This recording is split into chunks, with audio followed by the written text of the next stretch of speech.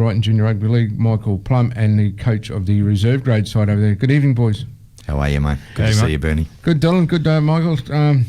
Let's kick off. Not far away from the kick-off of the season, you had one trial last week against Dalby Diehards, and unfortunately went down in a very close game. And you've got another trial this weekend, or a couple leading up. Next weekend we start our official BRL trials that will run for 3 weeks. So we've got the Valley Diehards at home at Brighton down at 10th Avenue on Saturday, the 13th of March, and then we play after Easter. So it's all hands on deck now, getting in the trials and looking forward to the real football kick-off season. Absolutely, mate. Yeah, it's right upon us, So all the wait is almost over. Only got one more week to fine-tune a few things, and then it's football. Head down, bum up, I guess. Yeah. Dylan, as the president of the club from last year, it's difficult for everyone, the whole sporting community, but rugby league and those sort of made do with what they could do without the season. Yeah, mate, absolutely. I actually thought, with the BRL competition running last year and not having any cup being played, the BRL games that went through, and although it was a shortened season, only 10 rounds last year due to COVID, but every ground and every game was packed. There were people coming out the wazoo, and you know what? It just added to an absolutely amazing atmosphere for local A graders to be playing in front of crowds like that. And I know that the local communities were starved for sport for quite a while. And then with the BRL being played, they just showed their support for the game. And obviously the clubs as well. But I thought it was actually quite an intense little 10-round season, and definitely well supported, that's for sure. Yeah, I managed to get to a couple of games at Brighton and a couple of games at Pine Rivers, and I know it was one night at Pine Rivers. I think they were playing Balimba, and it was a good crowd there, and it was a good, actually great quality game. Joey Bond playing for Pine Rivers when he came back and played there, sort of led him round the park to get him over the line. That's what they needed, Pine Rivers, there towards the end of the season. But it's quite good. Yeah, no, Joey performed really well for the guys when he came back to them. Obviously, he was a point of difference when we played them in our second round as well, out at Pine. And he stood up, but he was a great asset to those guys. But Pine recruited really well through the Sunny Coast region. Obviously, there was no football being played up there in their A-grade comp, but there was an opportunity for those guys to not have to travel too far to get a decent game of footy. And Pine done really well. I was really, really proud of those guys being the same with us and affiliated with Redcliffe and being new into the competition like ourselves. I thought both of us put our hands up and put our best foot forward. So Michael, you come on as the vice president. Probably big shoes to fill over there, filling after Dennis has been there. Yeah, mate, some pretty big shoes with Dennis. He's definitely been around the club for a long time and knows how the club works really well. But a bit of a surprise to jump into VP, but more than happy to do what I can to help out. Also, the coach of the reserve grade side over there, how are they looking? Yeah, the reserve grade side this year will be really strong. They were strong last year. They made the finals last year. But this year, I think they've had that 10-round comp. They all know what they're in for. And I think it's going to be really good. Obviously, the main thing is to be competitive while supporting the A-grade side where needed, but, competing in our comp in our own right as well. Mm-hmm. Yeah, so also you got the under-20s coached by former Redcliffe player and coach Andrew Wynyard, and they're doing well as well. Yeah, look, absolutely, mate. We've had some really good numbers at training and some, strong young players that, in actual fact, came up and played in the reserve grade, and a couple of them played in the A-grade trial against Dalby last week.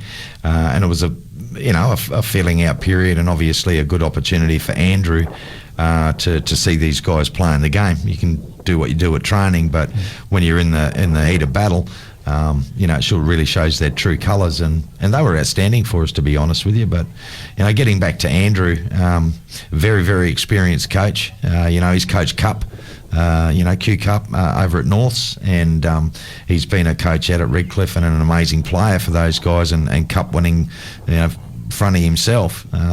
But he's been a great asset to the Roosters, mate, and he was more than happy to come over and work with us at the Roosters, although he still works with the Colts over there as an assistant coach for the forwards. But he's been head down, bum up with us, and really proud to be a Chookie. And for me, getting a guy like him in that realm between the 18s and the reserve grade, and he looks after that whole element of young men. I couldn't dream of a better footballer or better coach to come and work with those young men. I think it's going to prove dividends for our club in the near future. So he's a great asset, mate. He'd be a big asset there. As you said, he's been through Intrust Super Cup. He came from St George. Yeah. When he played down there, back to the Redcliffe here and Dolphins, and went to Norths as the Intrust Super Cup coach and under 20s at Redcliffe and things like that. But it will be an asset. That's the senior side of the football club. Yeah. The juniors now, how are they looking for the year? Mate, juniors are cracking.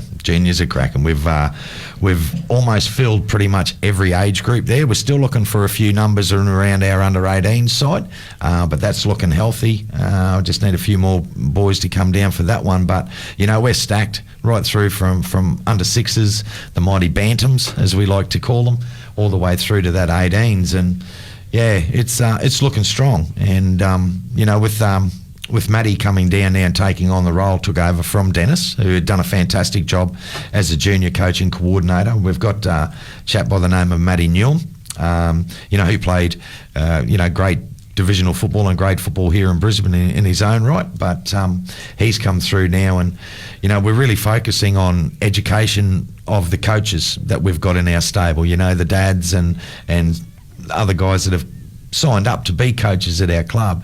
Now we're in a position where we're focusing on educating those guys as well, and they've just lapped it up. But no, really, really strong with the juniors again. Couldn't be prouder of them, the mighty Chookies, and I'm looking forward to all of those kids out there playing with a smile on their dial and having some fun, And Dennis is back on board as a coach this year, so. Yeah, we managed to retain him. We got him back on board. Obviously, he done a fantastic job with the side that he had for a number of years. He went through 2 years undefeated, won a couple of grand finals, and they went up in divisions.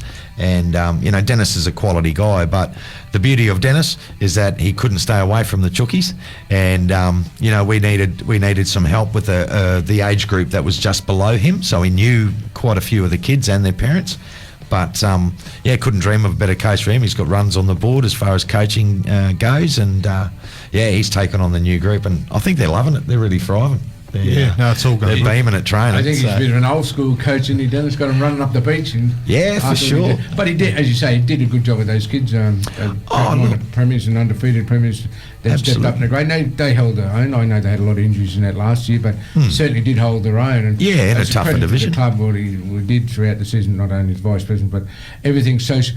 I was just talking outside before, the live stream, that's the way to go now. If people can't get to the game, they can watch it on Rooster TV and the live stream, and you've got Dennis calling the game. So yeah, look, he done us a favour. We reached out to him and said, "Hey, look, mate, would you like to give us a hand with it and throw your hat in the ring for the commentary job?" And he went, "You know what? I've always wanted to do it." Yeah. So we trialled it out against Dalby, and I've watched it a couple of times. I thought he'd done an excellent job. What do you reckon? Yeah, no, I think he did a really good job, and I think he's actually made for commentating. He loves it, and you can tell in his voice that he loves footy. He loves talking about the seniors there. He obviously got his junior coaching role, which he loves, and I don't think he'll ever give up. But I think he's found his straps with commentary as well. Yeah. As you say, he's made for it. You watch some of his comedy acts that I know, and you probably know as well. Indeed. I'll do the same. And he loves it. He's made for it. But I'm trying. Hopefully, he may get a gig here with us one day in the radio. I know he's trying. We have talked about that. Yeah. So he may come on board with over here in some sort of capacity. It'd be fantastic. It'd be fine for us. So, okay, boys, thanks for coming in Friday night. We'll get you back during the season. I know Dylan Slater coming on. Michael the same. Yeah. Quite happy to promote the local community sport we have in the peninsula and the northern suburbs. Yeah, mate. So we'll get you in again during the season. Absolutely. Beautiful. Thanks, East, mate. Thanks, man.